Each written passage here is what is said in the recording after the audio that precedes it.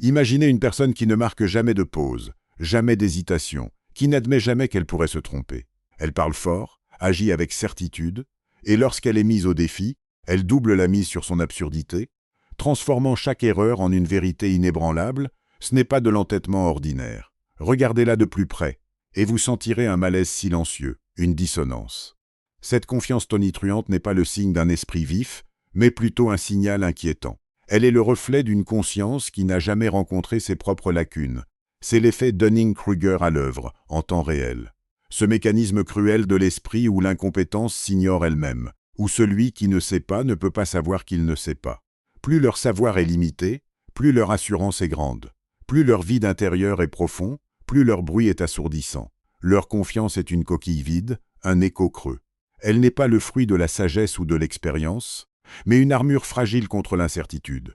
Ne vous y trompez pas, cette arrogance n'est pas une force. C'est une forteresse bâtie sur du sable mouvant, et vous êtes sur le point d'en découvrir les failles. Observez maintenant ce qui se passe à l'intérieur. La curiosité, chez la plupart d'entre nous, est ce moteur qui nous pousse à lire, à écouter, à remettre en question.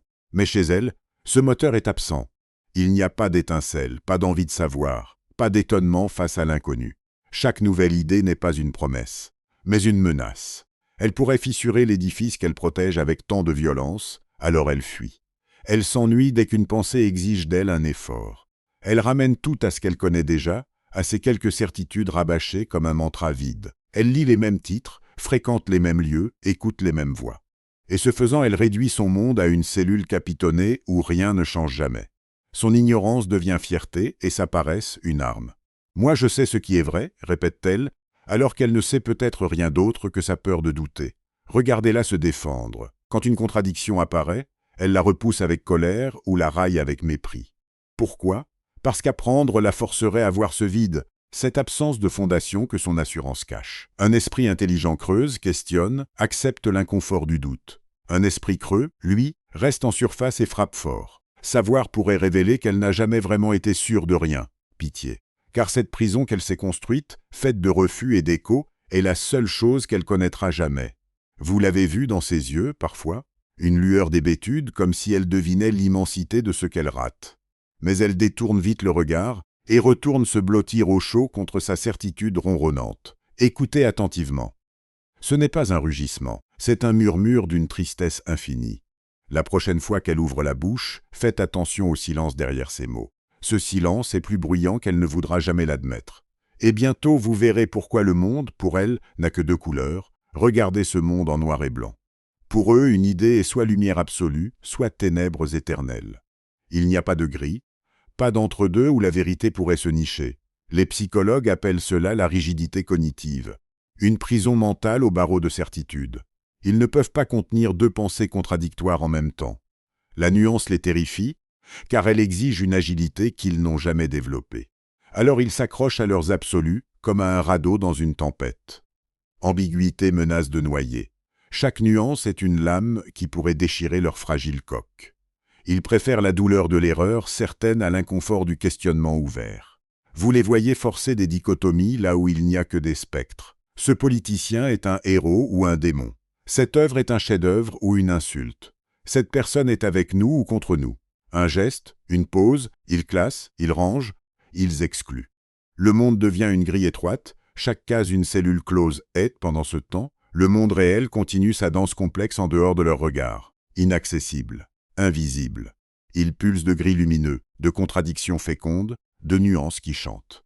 Mais eux ne voient que deux couleurs sur une page froissée par l'anxiété-attention. Leur empire bicolore vacille quand la réalité s'infiltre. Le premier craquel est une menacée l'ancienne.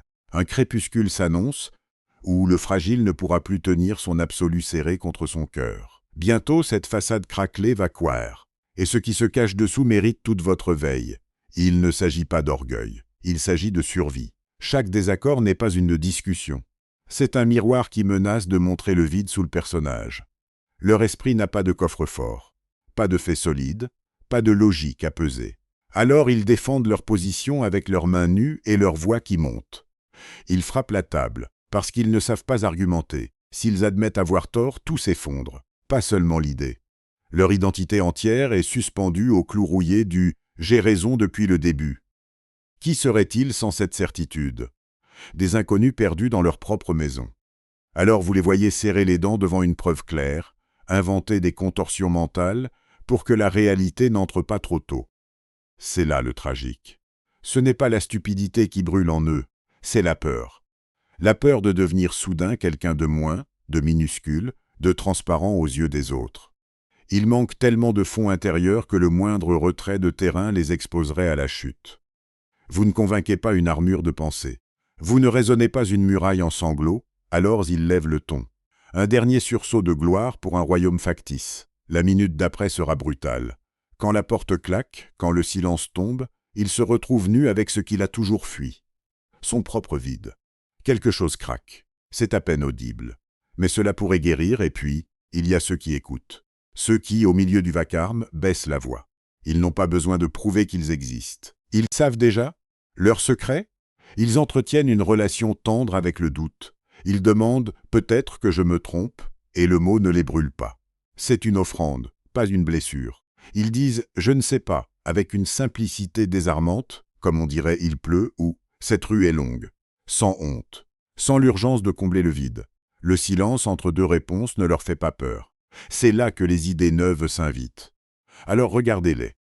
Un expert dans une voiture électrique pose une question à une caissière de supermarché.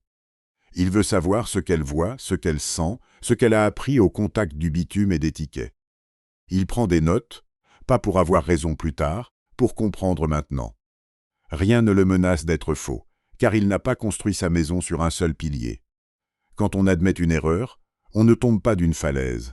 On pose simplement le pied sur une autre pierre. Eux, ils avancent. En zigzag parfois, mais toujours plus loin. L'argument ne les grandit ni ne les brise, il les nourrit.